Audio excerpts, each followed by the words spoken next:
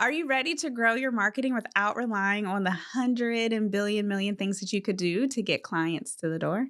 Today, we're talking about the number one strategy, what I'm calling the $1 million, multi-million dollar strategy that's going to have folks coming in to fill up your schedules. If you want to know what that strategy is today, make sure that you listen to the CEO Conversations Private Practice podcast now. Introduce yourself, ask them a question about them, and let them talk. There has to be like the nurture part of it. There has to be like you have to put the work in. And when you start to step into that, then it becomes fun. Welcome to CEO Conversations, the private practice podcast. I'm your host, Brandy Mabra. This is your one-stop shop to learn the business side of your practice on a deeper level. On this show, we empower you to own your CEO status to scale your practice for growth, sustainability, and profit. Listen in as we talk about how to market your practice to gain more visibility, hire, build, and engage your ride or die dream team, create streamlined operations, and make financial decisions as a CEO. It's time to show up as a confident leader to create a practice and life you love. Let's get started. So when we're thinking about this number one strategy, the $1 million strategy, multi-million dollar strategy, it's actually not that complicated, but it is complicated because most practice owners don't think about it. There's a lot of energy that goes into it when we're thinking about the $10,000 task. This one's at the top of the list. Once you're open to this strategy, then it allows for you to do so much and it allows for you to expand your practice, expand your services, all the things that are honestly a healthy, thriving practice needs. And it's referral network. That is the number one strategy. And it's the number one overlooked strategy. And I'm going to say probably the number one hardest strategy for more times than not for practice owners to implement for a couple different reasons. It's a $10,000 task, which means sweat equity. It's easy to sit at your desk. It's easy to see, clients and patients. It's easy to sit behind your laptop. It's easy to maybe even post a graphic on social media. It might even be easier for you to write something. When we're talking about building your referral network, that means that you have to build relationships. And even with like the providers that are inside of your practice, they have to be part of building those relationships too. It can be very challenging and very difficult when you are trying to get out and about. And that's why it's important for you to schedule these types of activities when it comes to making space to build the referral network. But let me tell you why I'm calling it the $1 million, multi-million dollar strategy. I have multiple seven-figure practice owners that I work with who have no social media presence whatsoever, not a large digital footprint whatsoever, but they have a strong referral network and they are engaged in their community. And it has allowed for them to make millions on top of millions of dollars because they work their network, right? They've taken the time, especially at the beginning of when they first opened up their practice, to build the relationships. And when you start to step into that, then it becomes fun. I have a client who I actually just met with this week, and she was talking to this where she would always sit behind her laptop and we're trying to make sure that she's at that $1 million mark. And one of the things that we've incorporated is more networking, more relationship building. And one of her questions was, what do I say? Like, what do I do when I'm trying to build a relationship? I don't know what to do. And the simple strategy was introduce yourself, ask them a question about them, and let them talk. And when we met, she's like, I did that. And they just kept talking and talking and talking. And so now that she's built that relationship, it's all part of the follow-up of nurturing that relationships. There's sometimes where folks will go out, they'll meet people, and then there's no follow-up. So when we're thinking about building a true referral network that's going to help you fill your practice, make sure that you're in a position to have full schedules, to be in a position where all you have to do is maybe send an email or do phone calls, and people are naturally starting to funnel in regardless of hey, we just hired a provider, like your ramp up time quickens, regardless if you just opened up a second location, like all of these things come with a referral network. And so one of the things that you have to do and where people fall short is they'll make the connection and then the follow up falls off. There's other clients where, oh, we have a list. We have a list of referral providers. When was the last time you talked to them? Oh, we haven't talked to them. So you want to make sure that you're building the relationship and that you're maintaining the relationship. And actually, you can take this outside of you as the owner. More times than not, having a marketing director as a growing practice isn't always feasible. I've talked about it in past episodes where I've gotten very used to, like, I was spoiled when it came to the marketing piece of having a marketing director who somebody was out and about building those relationships. But here's where it becomes powerful. So, as an owner, your goal is to build relationships with other owners, other providers. Your providers that you're hiring, you need to incorporate them to allow them to build relationships with other providers. And the team that you're hiring, so whether if it's your biller or if it's an admin person or maybe a marketing coordinator or an assistant, you're helping them and empowering them to build relationships with the teams at those businesses or at those practices. So I know from experience where I've had some really amazing front desk folks who, oh, let me call Tracy over at Dr. So-and-so's office. Or, I just talked to Tracy over there. They're going to send that patient over right now. And it's more or less like where Tracy's gotten very comfortable with, Susie at my office, and it's a nice bridge and it takes off the pressure of you having to be the one to help maintain the relationship all the time. So it's a layered effect. So again, that goes for provider to provider, right? So whether if it's owner to owner, practitioner to practitioner, provider to provider, and then team to team. For some practices that might have referral coordinators or referral folks, and it's important for you to definitely be put at the top of the list when it comes to those lists. So that way you are naturally top of mind. So doing check-ins, phone calls, hey, how's it going? Hey, we have a new provider that just started. Hey, we have a new service. Or hey, we just opened up a second location, a third location, keeping them in the loop. Another way that you can definitely engage your referral network is through email newsletters. I'm a big fan of this. And it's something that I always recommend to our clients, where you have your email newsletter that goes out to clients and patients, but you also need an email newsletter that can go out to your referral network on a consistent basis as well. So these are just some of the things. And as I'm talking, you can start to understand why this is the number one strategy that you can implement that can definitely help you make more money, save you time if you incorporate your team, and for you to start to build relationships that are going to carry the practice, going forward.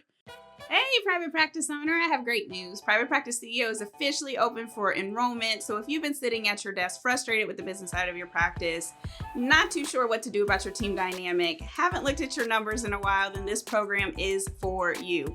Inside of Private Practice CEO, we're all about you scaling your practice for growth, sustainability, and profit, making sure that we are setting you up for success.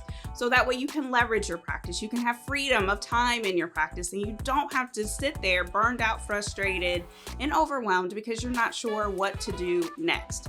If any of this sounds great to you, then I want to make sure that you apply today, because the program is phenomenal. We have amazing testimonials for practice owners who have been able to have more structure, able to make more money, being able to lead from a place of empowerment, and definitely been able to leverage their practice to go after more. So click the link today.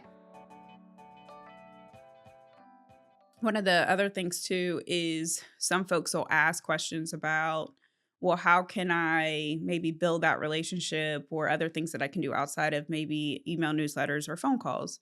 One of the things that you can do is like lunch and learns. This is a really, really great thing. Events.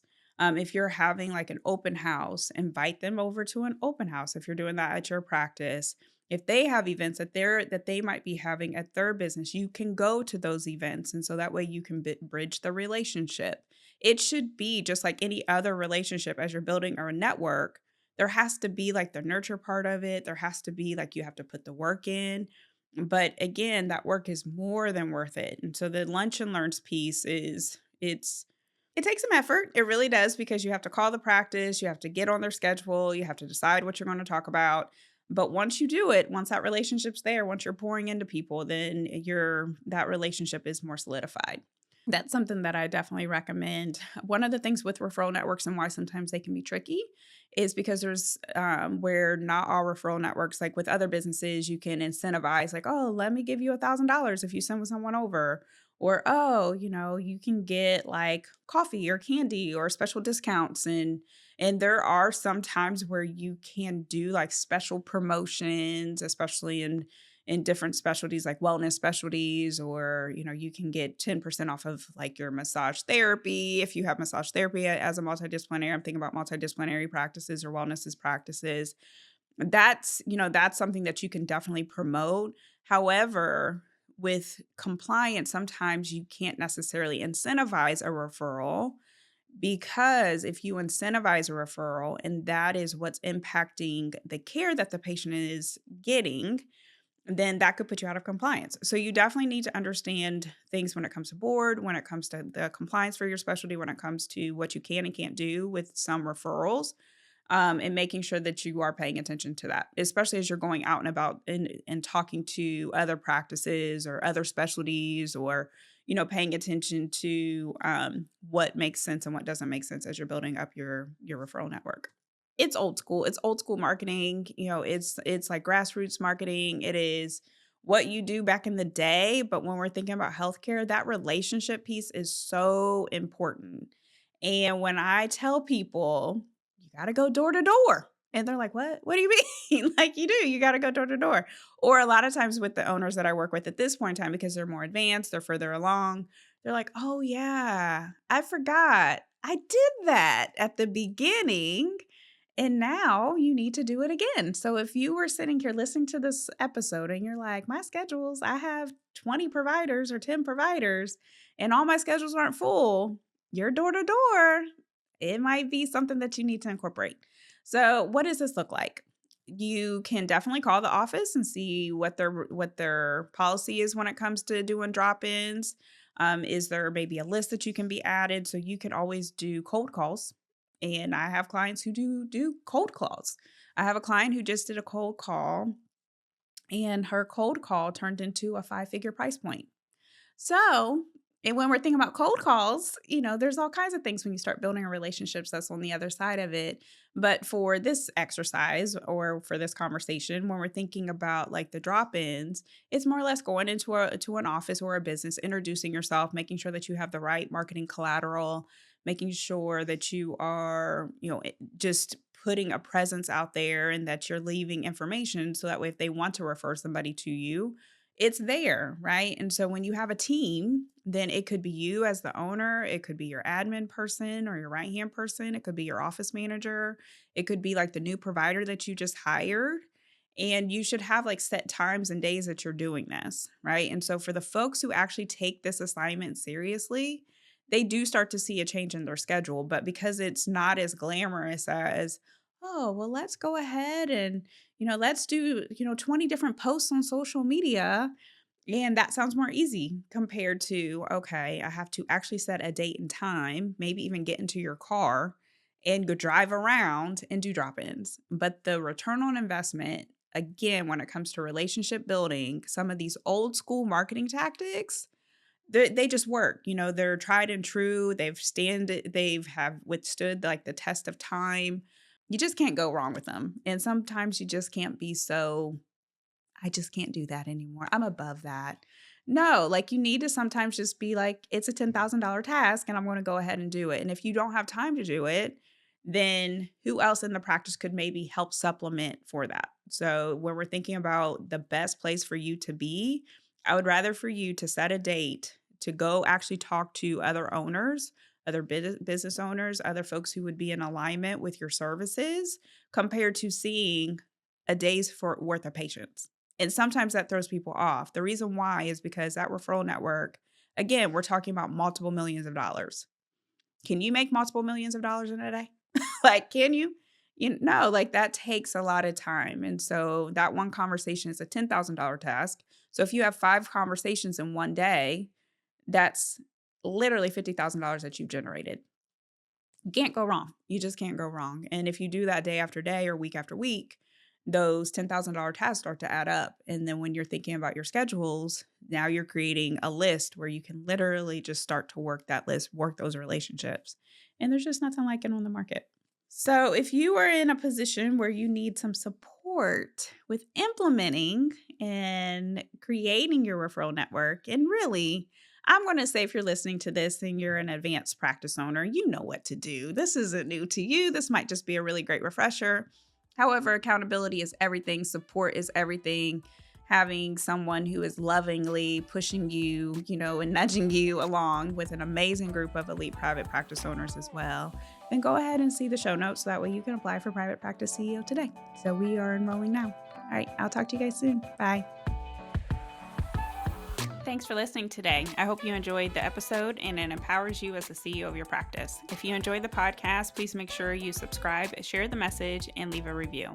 If you want more information and support in growing and scaling your practice, click the link in the show notes to take advantage of our free resources or apply to work with me directly. Thanks again, and I'll see you next time.